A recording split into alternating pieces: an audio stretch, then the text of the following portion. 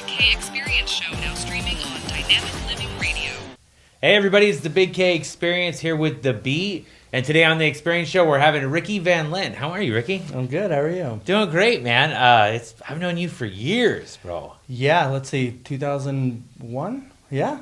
2001. Yeah, that's when a I got long my time. first job. I met you at Mud Shark on Yeah, we're making pizzas. yeah, making pizzas. Yeah, there. you were making pizzas. I was delivering the pizzas. It's crazy how life is, man. And that's the whole point of this Experience Show, because it's not about the first experience or the second experience. It's about the experience, right? So a lot of transitions in life lead you to where you are. Oh, yeah, there's a very nice studio. It's very beautiful. Thank you. A lot of work has been going into this, especially in the last couple of weeks.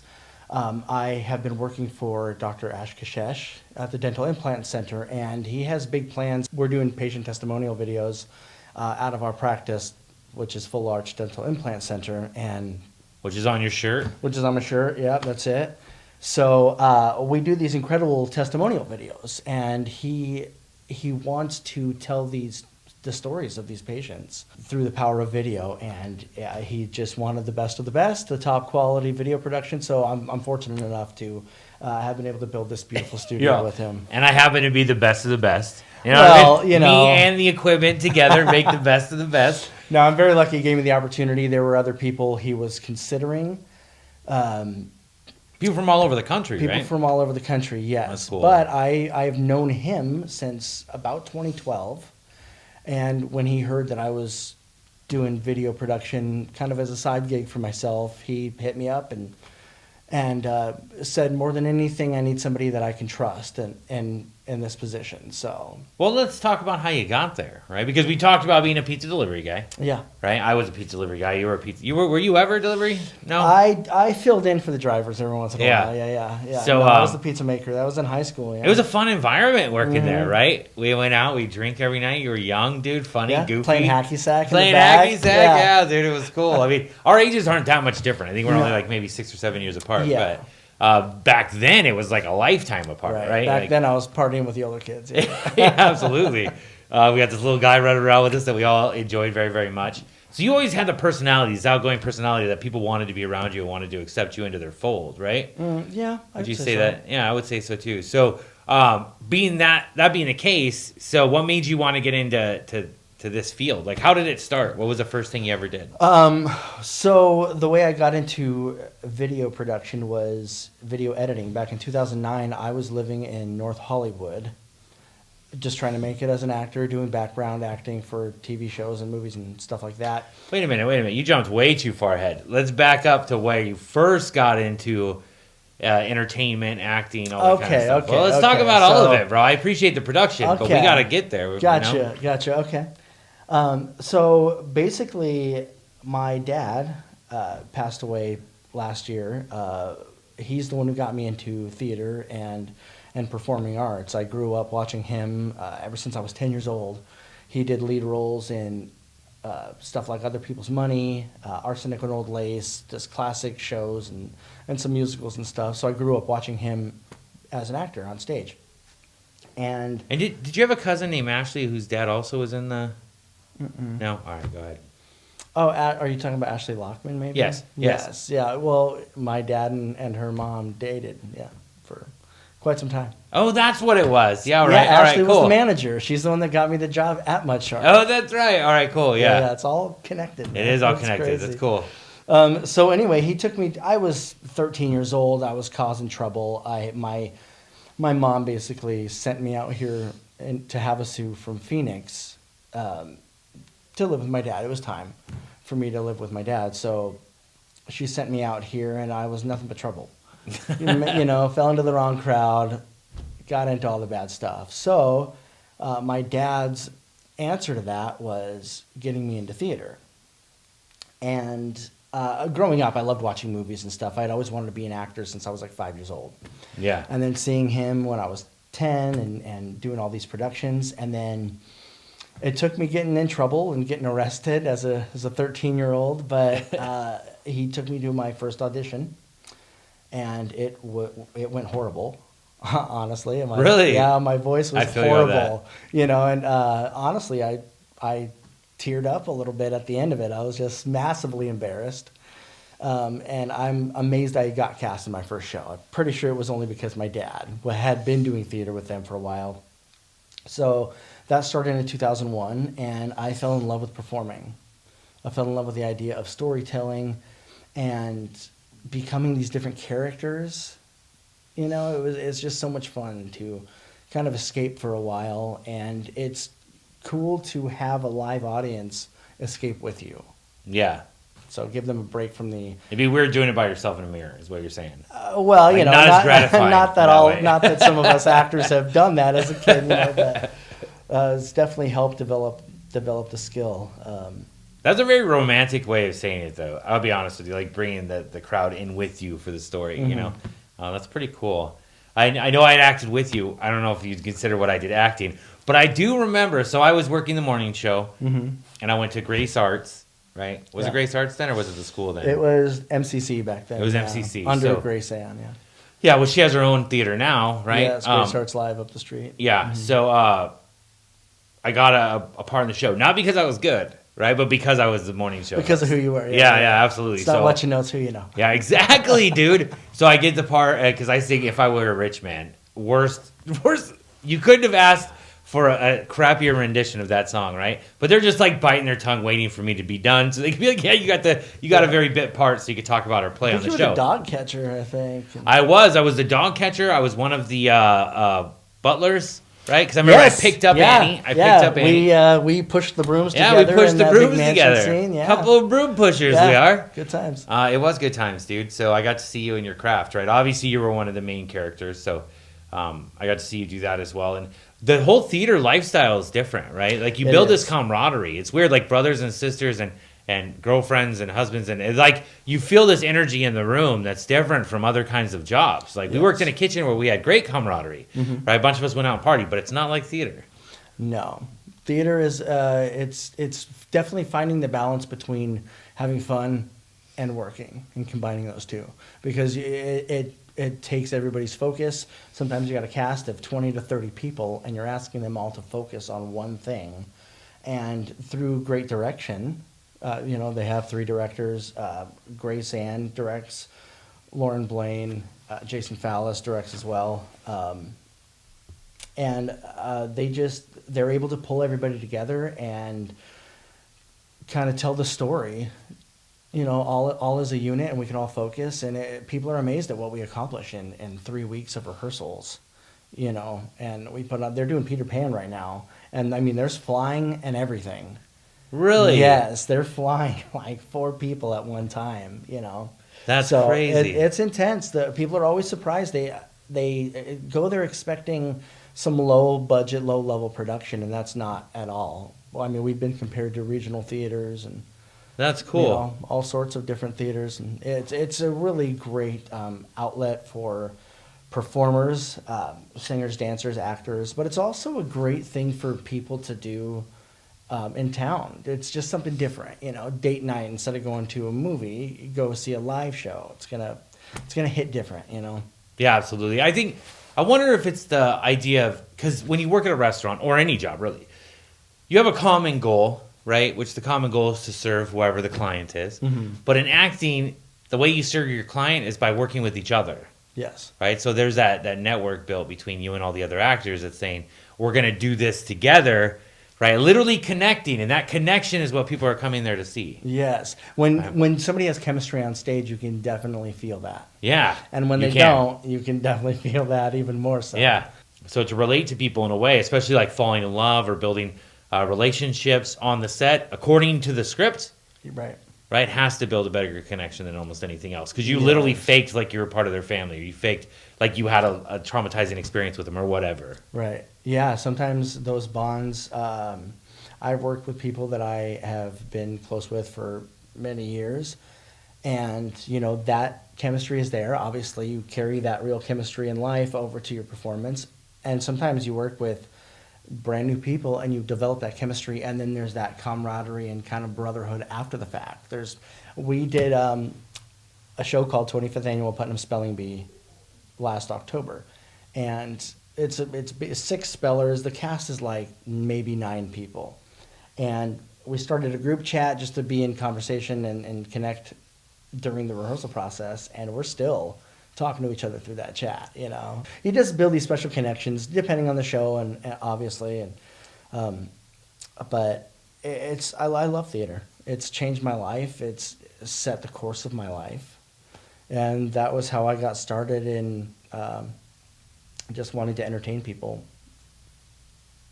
That's cool. I really love that idea of wanting to make people happy. And I think that's one of the biggest fulfillments of someone's life. I was telling my niece, and this is off topic, of course, but having a kid, right, is a goal, right? Because if you have a kid, you get to pass on all the information, wealth of knowledge that you have to this little child and hope that they do the right thing with it, right? And then watch them screw up and succeed, and you get to be a part of all of it. And it's like the next step in humanity, right? Going from being, fulfill your own ego and things like that to now helping this child fulfill theirs, right? Fulfill their ambitions or whatever. But I think helping other people when you don't have, for instance, a child is a different kind of animal, but being of service to someone else, teaching them what they know, right? Entertaining them when they're stressed and stuff like that. If that's not a way to bring you and make you a part of, right, and make this world a lot smaller than what it felt like prior to that, it's very influential, I believe, in when you want to accomplish a goal or something like that, because you have that sunlight of the spirit, right? That version of you that can attract other people into it. And it's because I think you have the humility and the willingness and integrity in order to make someone else happy or fulfill their dreams or whatever. But yeah, so that's really cool. I love the idea of acting. I love the way you bring I love the way you said bring the crowd in. Right, I definitely love that. It's a connection, and I was just talking to another actor recently about that same sort of topic. There's a relationship between performer and audience. There is, you can have the best chemistry, but if you don't have good chemistry with that audience, I've seen shows be affected by the energy level of the audience. Some people are, let's say something happens, there's technical difficulties or whatever, the curtain is held for 15 minutes. People are starting to get upset, starting to get a little antsy. They're going, oh my gosh, when is this going to start? They're already a little irritated, and now you have to start a show. Dude. That's you know what I mean? So it's like being a stand-up comedian and the first guy sucks. Right? Yeah. And then now you got to bring the whole crowd back. And they're like, you better guy, be good. The opener blew it for you, You're like, Right. So imagine those stories, if you ever heard of those actors that you thought were super cool and then you hear about what they're like personally and you're like, son of a gun. Yeah. Right? Why do they have to suck so bad? It's tough, yeah. And that's the beauty of being an actor, though. I had no idea. Right? Until someone pulled the screen out and said, hey, this guy's a jerk. You know what I mean? Right. You're like, oh, I get it. He's just a good actor, that son of a gun, right? Tom Hanks, I bet is not nice. You know what I'm saying? Don't ruin Tom Hanks for me. Dude, I I'm like telling to think you, of man. him as But just his a movies wonderful are father figure. Yeah, it's great stuff. I don't know. He went to the island a whole bunch of times, but so acting, you did it in school. You did it for a production company. Yes. Right? Yeah. Grace Arts. You went to North Hollywood to act. How'd that work out? I mean, in a nutshell, it chewed me up and spit me out, just like it does most people. But it had to teach you things, it's right? tough. It taught me humility. It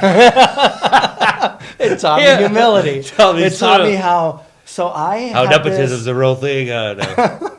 I had this audition for CSI Miami, and they told me that I wasn't attractive enough for the character they were casting. Ooh. Straight up. That's how they are, and that was a nice way I thought of putting it. So that's how they are. They're very blunt. All those stereotypes of going out there and how they look at you. That's the way it is. Yeah, and it's obviously better if you know somebody. Stuff so like did that. you have a what are those people called? The ones that line you up for the gigs? Oh, the agent. Yeah, do you have an agent? I went through Central Casting. My main source of the work I got was Extras Management, which is actually right across the street from Central Casting. So I had it both places at the same morning, right when I moved there. So Extras Management got me a lot of the gigs. And did you know in Vegas right now, Mark Wahlberg's building a big studio? Oh, really? Yeah. Doing what? Movies. Just movies. A big studio to create movies. I've been wondering, when Hollywood is going to move out of Hollywood. You know what I mean? Well, it's California's rough. California's rough right now. Their economy's so big. You know what I mean? They make as much as small countries. Yeah. And so, but Nevada keeps trying to draw them in because of all the benefits you have being in Nevada. So they finally got Mark Wahlberg. He's building a big studio out there. They already got one up by Reno, right? So Nevada's going to be the next big spot. I know they've been shooting a lot of stuff the past 5 to 10 years in New Mexico. Really? They shoot a lot of stuff. Like a lot of the desert scenes you see in movies are quite a bit of shot in New Mexico. New Mexico's very pretty. You know, I like it. I like it out there. I've never been there. I like it from afar. I like it from YouTube, right? It looks beautiful on Facebook. Yeah, but social media looks great. yeah, right. Huge fan. So I had a lot of downtime while I was in North Hollywood, and I had I feel like this is a dramatic scene. Like this is like this like is the slow music. when things are going to get serious, right? Soft I had a lot of piano. downtime. All right, go ahead. Okay. So I had a lot of downtime between gigs because there really weren't many gigs. But I had no money, so I was basically stuck inside doing nothing. And I had a laptop, and I came across this free editing program, Windows Movie Maker. Oh, yeah, I've heard of Windows the Movie old Maker. Windows Movie Maker is a free program on the computer, so I pulled it up, and I'm like, huh. And, I had video clips that I had shot just randomly, backstage stuff, just random videos. And I started making these fake movie trailers just for fun. And nice. And what kind of movies, though? Godzilla movies? Depending on the content. Okay, so there was toys? There was one video I edited together that was basically all of the party footage that me and my buddies had from back in the day, and so really it's just pictures of us partying or videos of us partying, and I slow-moed it a little bit, added a nice "He's My Brother," that song. He Ain't Heavy, He's My Brother. I put that song over the slow motion video.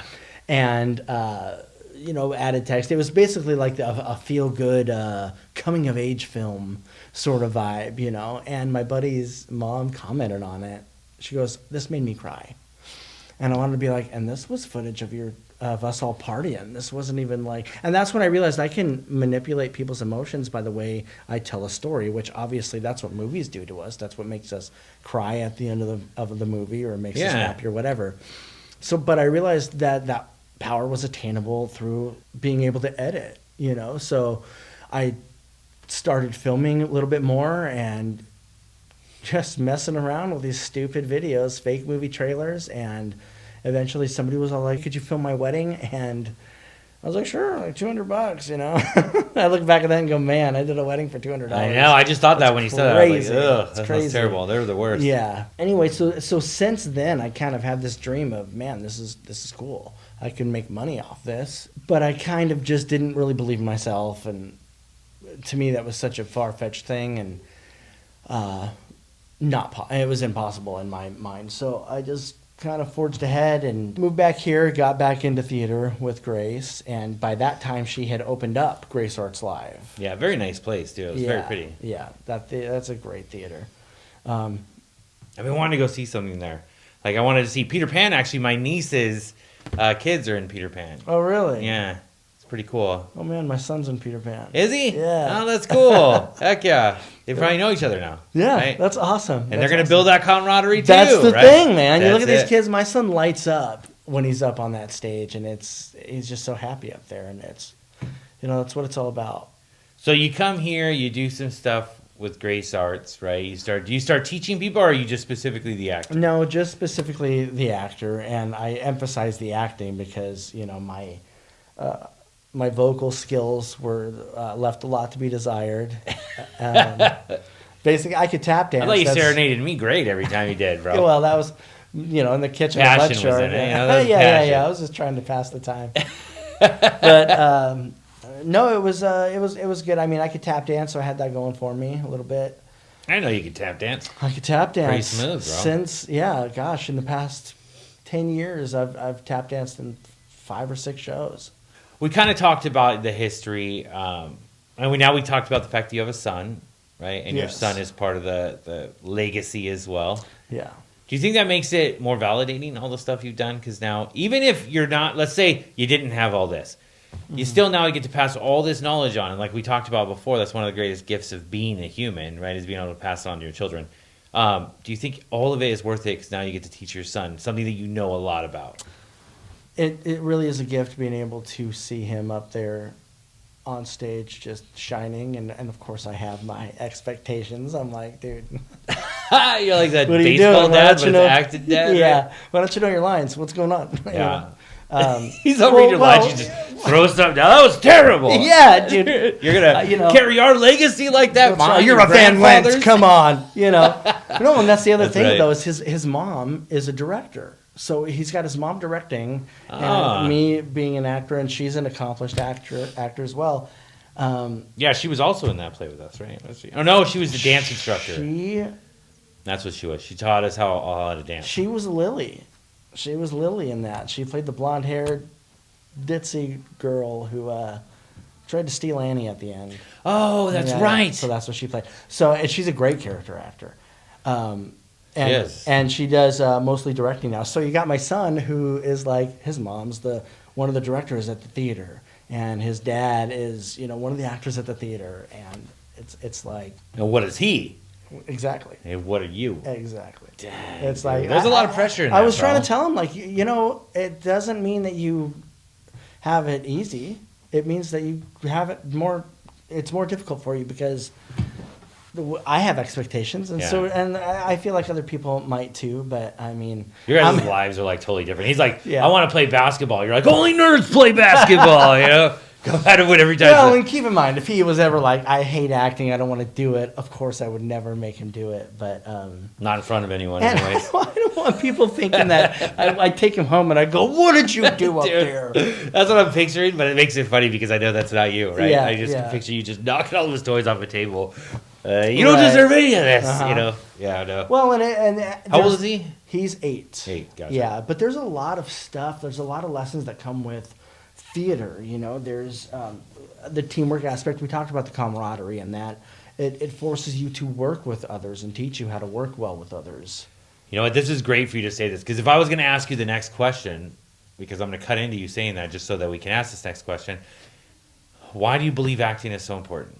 Like, why do you find joy in it? What do you feel like it's if it was going to give you gifts, what would those gifts be? So the gifts that I think theater gives to people, Yeah. it teaches you to have confidence. What I love about it, I'm a part of something much bigger than myself.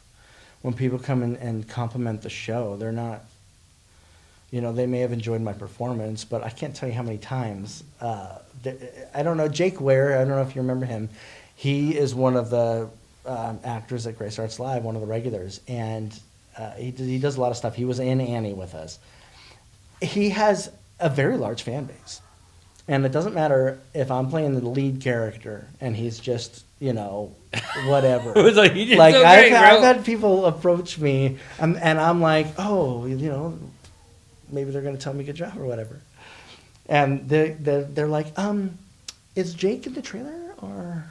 And I'm like, you want me to go get him? Sure. It's That's funny. cool, though. Yeah, I love working with the guy. We all have our different little fans. That's what's exciting about it too.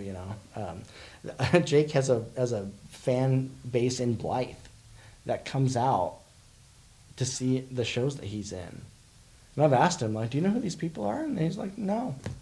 That's cool. They're just big fans. Like, we're all telling a story, and it takes more than one of us. It's not a one-man show. If it is, then of course, But even then, you literally have a crew behind you. It's never just one person, It couldn't be. Dude, Peter Pan's fly team, there's like 7 or 8 of them back there that nobody even realizes are creating the magic. Everything you're seeing is intricately choreographed, and that's where the teamwork comes into play. That's so crazy to me to think that someone's job is to pull those strings at the right time. Mm-hmm. Like, they don't even have to worry about the actors because it's not the actors they're pulling; it's the strings, right? Yeah. So And there's one person flying this way and one person flying this way. Yeah. So those two people have to work together. If you want Peter Pan to fly up a certain way, it takes both of them working together. That's so flowing. crazy. It's like you don't think that Mhm. the mechanics over here are operating over here, but you don't need to worry about the people. You need to make sure this. I works would well. love to do some sort of documentary little thing about Grace Arts Live. There you go. Just basically what it takes to put the show together. Well, and so leading into the next part of this, education. What are the classes you took, the educational processes? I mean, you had your dad, so what kind of he had to teach you some skills that set you off in this direction. So for the acting, I took some classes at the college back in the day. It helped a lot with improv. So that's where I learned a lot of the improv stuff. By going to college classes? By going to the college acting classes, yeah, because they do a lot of exercises in those forms. And I just observed people around me. You know, not to get all heavy, but when I was a kid, and anytime I knew I wanted to, like I said, I wanted to be an actor since I was 5. And so any bad thing that happened to me as a kid, any intense negative emotion, I would always tell myself, I can put this away and I can get it out. It'll be in my acting toolbox. You know? Oh, that's cool. So it's like, so as a little kid, I'm developing this acting toolbox. Now, I will remember how I felt in this moment, and I'm devastated now, but it was like a coping mechanism, you know. But that's a great coping mechanism. So it was me taking those feelings that I didn't know how to deal with and packing them away and going, someday I'm going to be able to express that as an actor. And fortunately, I have been able to do a lot of performing, and I've been able to express almost every emotion that I've needed to unpack out of that box. So theater has been very therapeutic for me. Did you ever blow up? Did you get anger issues from packing all that stuff away? No, because I had theater as a constant pulse. It was the constant heartbeat of my sanity. So if you were to tell someone, you're like, the education I took from life was just life. Like, I would watch people act, and I would just follow their leads, that kind of thing, or what? Yeah, and you know, you just kind of study human behavior. You know, even down to the minute details that you know people aren't going to notice, or maybe they do notice but they don't realize it. Like, for instance, if I have a character who's anxious, you know, we did Guys and Dolls, and I played Nathan Detroit, and that character is on edge. He's running an illegal crap game, and he's just on edge the whole time. The cops are like on his back, and he's constantly looking over his shoulder. And I thought, okay, this guy's a nail biter, you know. So in a lot of scenes, I was biting my nails, you know, because it was like a mannerism for him. And I think every single person has their quirks and their idiosyncrasies. So why shouldn't these characters? So that's how deep I dig sometimes into my character development. And to get lost in that, it's like these characters help fill in the gaps of your psyche. And I find myself whole after discovering the character I'm playing. Gotcha. And so let me ask you, is there certain people that have taught you certain skills more than others have? So, yeah. My dad was a huge inspiration for me. Got me into it. He kind of sparked my interest and then ignited my inspiration. Like, what kind of skills do you think he taught you? Like, what was he really good at? He was really good at learning quickly. There was one time I remember 20 years ago when he was like, oh, this person dropped out of a show and I have 1 week to learn, you know, his character. It was a 3-act play and his character was in every single act, like the whole time on stage. Ton of dialogue, and he learned it so quick, and I remember being in awe of how fast he learned that, and I thought, I want to be that badass. You know? Yeah. So that made me just want to be a quick study when it comes to my dialogue and everything. Rod Lockman was a huge inspiration in my comedic acting in particular, and there was a lot of times where I didn't know how to deliver a joke, and I knew I could always count on Rod.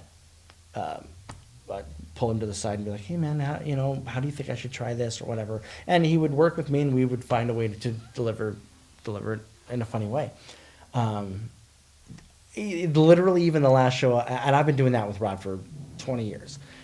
Literally this last part I did in Jesus Christ Superstar, I played King Herod. Well, he played King Herod back in 2005, I think. And I hit him up. And I said, hey, man, you got any pointers for this character? What was your approach? And I wish I remembered his answer verbatim. It was so poetic.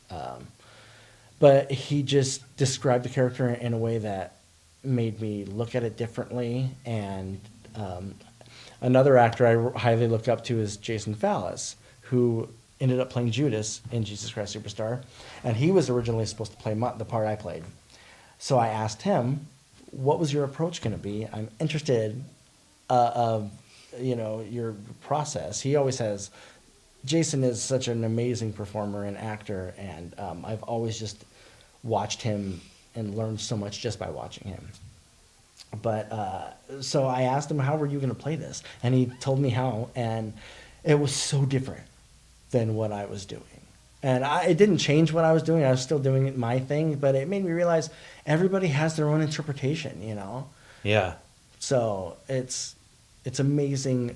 Depending on what the cast is, you get a completely different show, depending on who's playing what part. But For sure. I think it's one of the things. So we were talking about the Bob Marley movie. Have you seen that? No. Yeah, I know. Neither has anyone else, and I think it's because the actors, like everyone, looked over and expected, especially Bob Marley, such a pivotal member of world culture, and you just have somebody I've never seen before in my life play him, and it's just like, ugh, I don't know. And they didn't market it very well, I don't think, because I never saw it. And my buddy Joe was more of a marketing issue. Yeah, my buddy Joe was like, oh, I put it on my Facebook, and I was like, Facebook didn't even show me, right? Like, they just didn't even care. They're like, nobody's gonna watch this, And but yeah, so the actor does make the movie, and the writer, obviously, the director, everybody has a part, like you said. Yeah.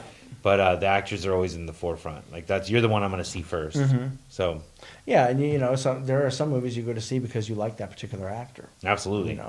Or even a director trademark. You might see who's directing it and be like, oh my gosh, Christopher Nolan. I loved all the Batman movies and Inception and everything he's directed. So you're going to probably see his next movie. Absolutely. I think that's one of the biggest parts, right? The scene, you should have just a big poster of you, Ricky, out there. Yeah, I'm super upset Ricky about Van Linn, and then a very small picture of Jake. Yeah. You don't need to promote him very much. People already know who he is. People already know. He's got a Blythe fan club that comes in. Let's do a Ricky rap Yes. around the vehicles now. Oh my God, I love this. Yes. Yeah, dude. I remember when I was working for the Bee, they were talking about wrapping this Bee van with the cartoon version of me and my two co-hosts. I was like, I love that idea. And they were about to buy a helicopter, and they were going to wrap that, too. And I was like, I really love that idea. Goals, dude. We don't even need them. I look the best in cartoon, right? Because I'm just this big dude, the big red beard and red curly hair at the time. It would have just been the greatest cartoon character. But no, it didn't work out that way. But yeah, I remember thinking that all the time. As many pictures you can put up of me, the better. Cartoon, even better, so you don't have to see the detail. Right. You can kind of as much a nice little caricature of you. Yeah, that'd be perfect. All right, so let's talk about, we've talked about your friends, right? Friends that have helped you in this process and people that have pushed you through it. Even the gentleman that helped you set up all this. Yes. Right? Yeah. What did it take you to learn how to do this? I mean, you said you were on Windows Movie Maker, right? But this is another level. It is another level. So I did this as a hobby for many years. And how many? I didn't even create Good Vibe Productions, which is my videography company. I didn't create that until 2022. So, Gotcha. I mean, we're talking 13 years after I originally had this dream of doing this company. That's a good point. Let's make that point real quick. 13 years, right? You decided to pick it back up and let's get this started and let's actually push forward. Yeah. That was in 2022, and now in 2024 you have this studio you're working with. Right. Right? In 2 years, your life can change, right? If you put in the effort. Yes. If you believe in yourself enough to make it work. Yeah. Which you finally did. Well, I was working for a company basically doing a lot of real estate photography. And we did video production every once in a while. And the reason... Okay, let me go back real quick. During COVID, I got called up to be an actor. A lot of home movies I see, is that what you're saying? No. Somebody was shooting a music video. And I got a call, and they said, "Hey, we need an actor for this music video." And I just like everybody else, I got laid off from my job, so I wasn't doing anything really. So I went down and acted in this music video. I went up to the guys filming, and I said, "How do I do this? How do I do what you do?" And sometimes all it takes is asking. Yeah. Because then it turns out the video guy was moving in 6 months. He's like, actually, he's looking for his replacement, so talk to him, and maybe he could take you under his wing, and maybe we'll take you on. And so that happened, and I learned a lot about video. And, that's cool. Event videography in particular, and real estate photography. But So I did that for a couple years and flew drone for that company. And then after that, I was in a relationship. She was very supportive and saw that I had a passion and kind of a calling to do videography. And she really believed in me. I want people to feel appreciated in the ways that they should, you know? Yeah. So honestly, without her, this would have never came to fruition.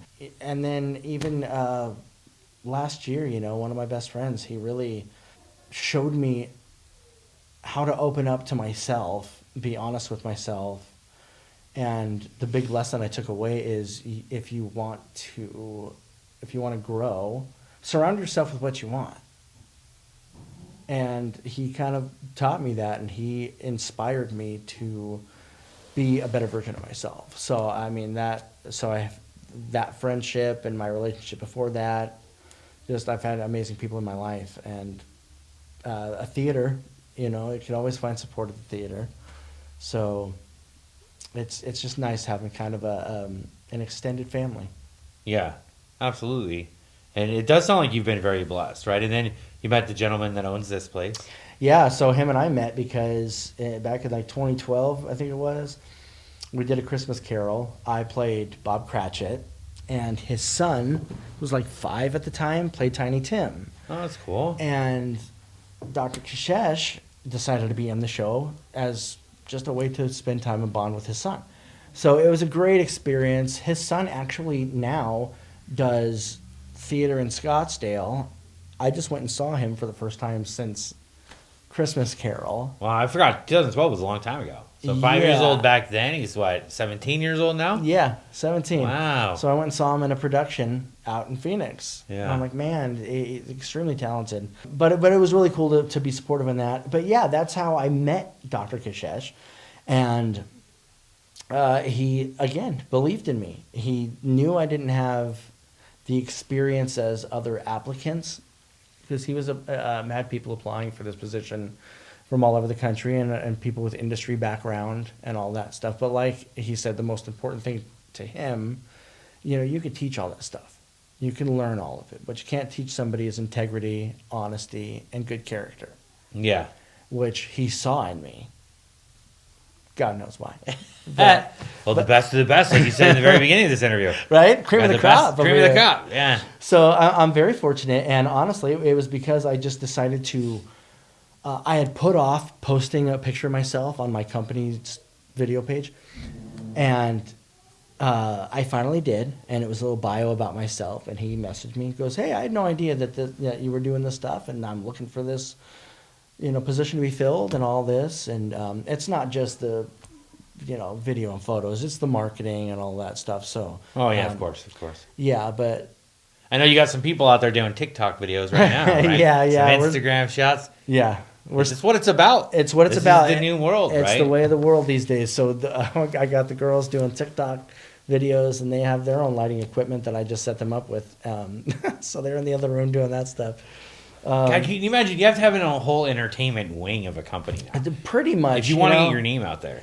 Really, yes. And, you know, we're a startup. It's been a couple months since we've been open, so we're still trying to get people to know who we are and just know that we're here. Obviously, the location of this building, It's very good. Anybody driving by this intersection is going to see Full Arch Dental Implant Center, big, bright building. When you walk in here, it's elegant. Yeah, absolutely.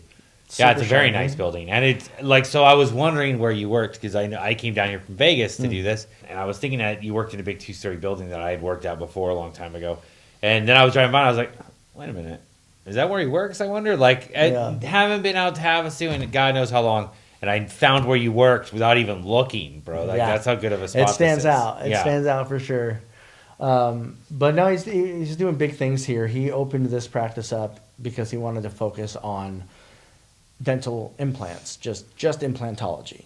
Yeah. He just wants to do the full arch dental implants. That's a tricky business, and a really good one. I've known quite a few people that have gotten implants. Mm-hmm. Very happy with the success of them. You know, like having it done and then being able to chew steak, right? Like that was a big deal to someone who I know right now that got it done.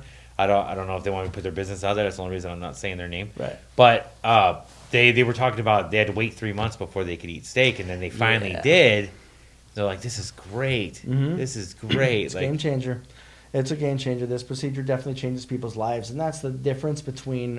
Is that why you got braces? Like I'm working for a dental implant place. I better get my mouth fixed. No, I got braces because my teeth were messed up, and I had always wanted to get them done. I was able to get myself some braces, which makes this even closer to me interviewing these patients, because most of what I do is marketing videos for the practice, but I also do a lot of patient testimonial videos. Nice. And it's just I talk to these patients before the surgery, after the surgery, and I get to document their whole experience. That's cool. It's way different than doing event videography. You know, you're a fly on the wall, and you're just filming people.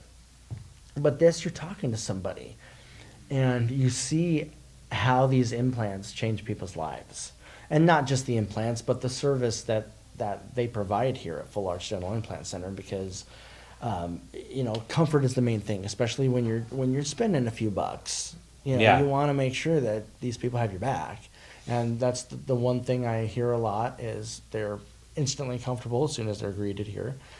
But yeah, I see these transformations, and I get to do those smile reveals. I get to film those moments. People see their smile for the first time, and they start tearing up, and they're just in shock and disbelief at how they look. So. They're doing some great things here, and that's the main focus. But trying to launch our social media campaign for all that, which is why we're working hard on the TikTok and all that. So you built this production company right here, and now you have this studio that's being set up. Let's talk about work. Like, what kind of work have you done over the years that you've gotten paid for, right? And in this direction, right, from the beginning. Let's talk. Okay, so like. When Good Vibe Productions started, I've done quite a bit of real estate photography. That seems to be a steady enough thing. But I've gotten to do some amazing projects for the school district. It was fun. I got to go to all the different campuses over the course of a month. I filmed all these. I've done a lot of birthday parties, like any age, from 1 year old, sweet 16 parties. I'm doing a 90th birthday party in a couple weeks. And you've even gone as far back, because when I say it's for work, like when you get paid at anything, right? Whether it's experience to money to whatever. Oh yeah. So if you go back to when you were working with the college, you put in the work to as probably a low level member to get into a star role, right? How long did that take? Yeah. Oh gosh. My first show was The Sound of Music. I played a party guest. I mean, that's where I started, and then killed it. I'm sure I killed it. And then I played a tree, and I played a giraffe in my second show. Stuff like that. That's cool. So I started doing it, and then I helped out a lot backstage, because then I thought it was important to get to know how the backstage works. If for nothing else, setting up scenes or what? Setting up scenes. I did stagecraft class and helped build a big set one time. You ever do quick changes for people? Yeah, I've helped with quick changes, but quick changes were intense to me. I didn't know that really happened. Yeah, they're intense. You got to underdress your clothes sometimes. It's a lot, and this is why I want to do like a little documentary on people don't know what happens. They have when no I found out, idea. I had a lady specifically assigned to change my clothes, especially because I was playing a bunch of different roles. Like I'd go from being the butler, and then I'd run back, and I was a police officer. So she's just sitting there waiting with the uniform, right, and just swap it on, and then we're off and running again. And then if you again teamwork, I love it, because then you get a system where you're like, okay, as soon as I get off stage, I'm gonna slide this arm and then this arm, and it's gonna. And while I'm buttoning, they're putting on my shoes. I just played Buddy the Elf in Elf the Musical, and dude, it was intense. And there's a scene where the spaghetti scene. Right? In the movie. So we did that. I put chocolate syrup on there. I put crunched up Pop-Tarts. Just a ton of stuff. Maple syrup. A lot, dude. And I ate it there right on stage. And then what did it taste like? It tasted like sugar, huh? Just massive amounts of sugar. It tasted Not bad. Not bad. I mean, I can't imagine it would taste bad. You have a bunch of mine ingredients. would. Yeah, you love everything individually. Yeah, Just like- really combining everything. If you could mix all of it in ice cream, nobody would turn down the ice cream. It'd be like this Pop-Tart chocolate, right. And then waffle after syrup. 3 weekends of doing that, I'm like, actually, I could eat this every morning, you know. But so right after that scene, I'm in my full elf get-up, tights and everything, and I had to run off stage, and I have to change into a full suit, tie, and a scarf, and be in the elevator by the time the elevator opens. So it was such a quick change, and we had it down to a science. But there was a couple performances where the elevator would ding and it would open, and I would be there and it would close.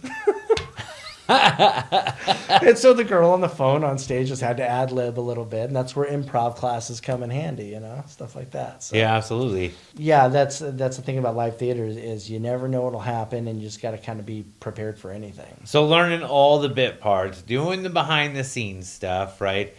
Doing the improv stuff at the college, to asking those people. It seems like there's a lot of work that goes into putting you in a position where you are right now. Like, Yeah. someone can't just say one day they've been in a year's worth of acting classes, let's say, or maybe they've been in a couple of plays and say, I want to do that. Right. You would recommend that they put in a little bit more effort. Yeah. Don't be afraid to experiment, you know, with the character. Don't be afraid to watch yourself either, you know, because that's where you're going to learn the most. It's painful, It but is. if you can watch yourself, and at least that's for me. Everybody's different, but I learned a lot. I learned I don't look good crossing my arms on stage. You put a way big pause between. I believe that I don't don't look look good. Period. And let me tell you all the ways I don't look good. Yeah. No, that's funny. Yeah, there's just certain mannerisms that you have, and you go, "Oh God, I got to make sure not to do that when I'm up on Yeah. stage in front of 300 people." You know? Like, don't cross my legs when I'm wearing shorts on camera. I get it. Exactly. I get it, dude. So, no. And so what are your interests now? Like, if in the next, let's say, 10 years, if you could do whatever you wanted and go in any direction you wanted, what would it be? It would be to continue in this direction I'm heading in now. I would like a little more balance in my life eventually, but to be honest, I've wasted so much time in my youth just being lazy and prioritizing the wrong things. And now that I've been able to get this focus in my life over the last year, it's given me this drive, and I have this incredible opportunity, and I feel like I'm here for a reason. And I would like to learn a lot more about doing podcasts and producing great videos. You know, I mean, I never used lighting in any of my videos Yeah. before I get this that. job. I get that. And I mean, Yeah. you There's some know, lights in here, guys. there's a few lights in here. Yeah. It's pretty intense, actually. When I walked in, there's lights that are bigger than my car, I think, outside. Yeah, I know. And I'm driving my mom's car, so it's a little hatchback, but literally, I bet you that could hide my car if we Yeah. really needed it to. I know there's Those some two intense lights. equipment, and I'm very fortunate. Yes, you are. Actually, so Ash Kishesh, my boss. I love that name. I feel like I'd work with him just because I Ash like his name. Kishesh. Yeah, Ash Kishesh. Kishesh. He used to be a photographer, him and his wife. So, and you know, when I first started working here, I'm like, okay, all right, you're gonna, okay, sure, you know. And then he showed me his photography, and it's incredible. It's really good. He knows what he's talking about.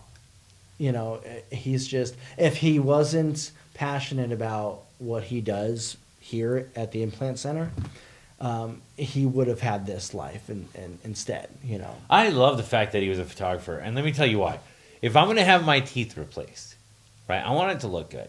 Yeah. And to have someone who's artistic, right, so they have an eye for that sort of stuff, like regardless of what it is. I don't know what kind of things he photographed, but he had a way that he could position the world in a snapshot to where it looked good to not only him but other people. Yeah.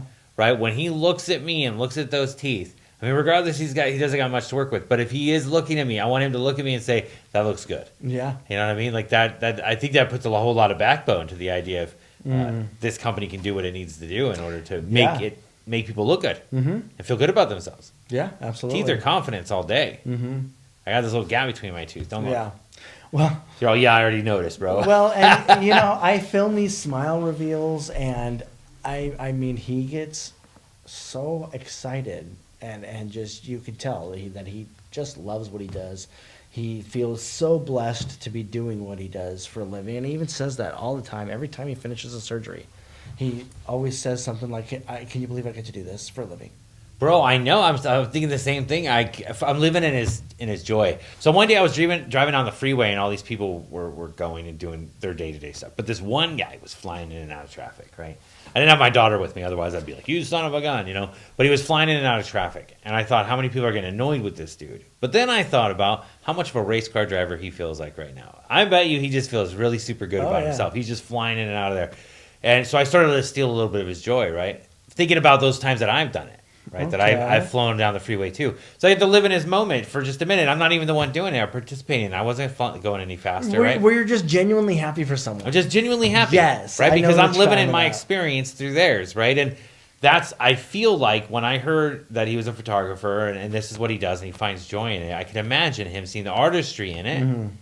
Right, and when he gets done, he gets to say, "Look at what I did for this person." Yeah. Right, that's an amazing feat. Because photography is great and everything, but giving someone a new smile has to be significantly better. Yeah. Back to being of service. I mean, there's people who have an eye for the thing they want to buy. Then there's people that just want to be happy, right? And this is the one thing that might be holding them back, and you get to express that with them. I was interviewing one lady, and she said, "I don't want to be a millionaire. I just want to have good teeth and good eyes."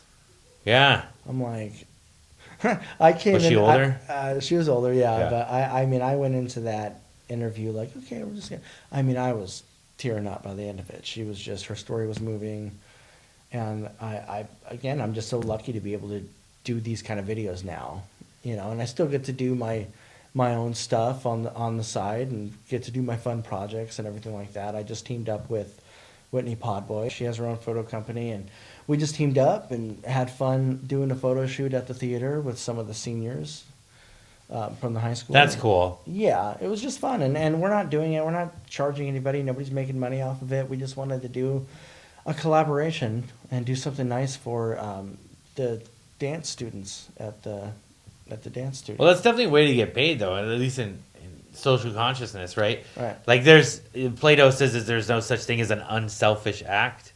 Because everything you do is for something. I do truly believe that. Yeah, well, it is true because even if I find joy in helping people, right, I still find joy in helping people. So, and that's my thing too, because I'm one of those people that are never against, like those YouTube guys like Mr. Beast or whatever that help out gang loads of people, but they also make gang loads of money from their videos. Yeah. And someone goes, well, let's see them do it without making any money. Well, let's see you do it, period. Right. Right? Like, don't come at me and try to tell me how other people should help other people, because that's none of my business, right? And that's the other thing. So with my Good Vibe Productions company, I really love to do my event videography because videographers are expensive. They really are. You know, and I understand why. Yeah, I'm sure you do, especially you. I totally get why, but I don't have a lot of home videos from my childhood.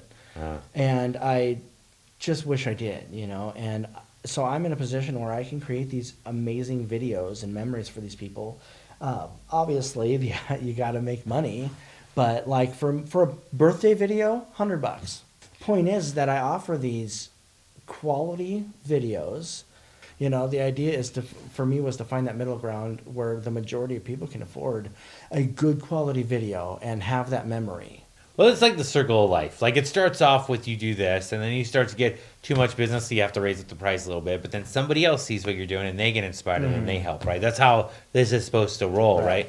And then you give those people opportunity. Maybe you teach them what those other companies taught you, right? It's like, as long as you're the next best right thing, right? The next best right thing. And I think that right now that's exactly what you're doing, is the next best right thing. But just to wrap this up, what other interests do you have other than acting? Is this it? Like, is this acting, video editing? And I'm talking about in general. Like, do you have any hobbies? Is there anything you go do other than this? Because I can tell you drowned yourself in it, right? But is there any kind of relief that you have? Release. Gosh, my release is acting, really. That is my escape. For me, I mean, it's a lot of work, but once you get to the theater and you're there in the moment, on stage, in front of a live audience, doing what you spent 3 months or however, or 3 weeks building, it's a release, man. And I've just always seen acting as an escape. You know, I there was a point in my youth where I really didn't like who I was, and I loved the idea of being somebody other than me. So Yeah. I learned how to, because of my self-loathing, I guess, I was able to learn and teach myself how to completely escape and become somebody else, at least for a couple hours. You literally don't have to think about anything else other than what your character's problems are.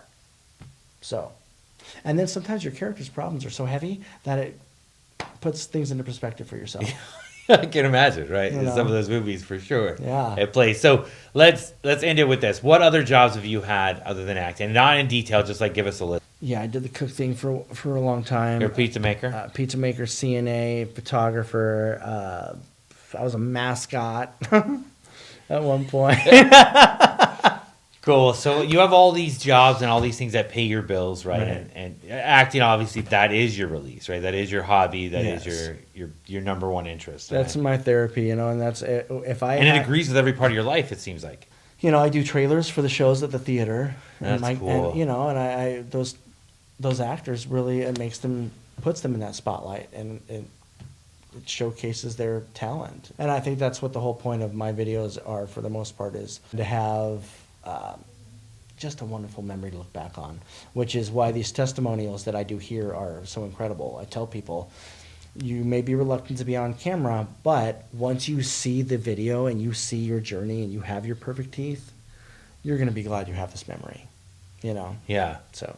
Absolutely, I can only imagine, man. Well, thank you for doing the show with me Well, today. thank Thank you you, for man. letting me be in your studio too. Yeah, I'm glad I was able to get it together in time. So. Yeah, I appreciate it, Ricky. Well, thanks again. Yeah, thank you. It's good to see you again. Yeah, you too.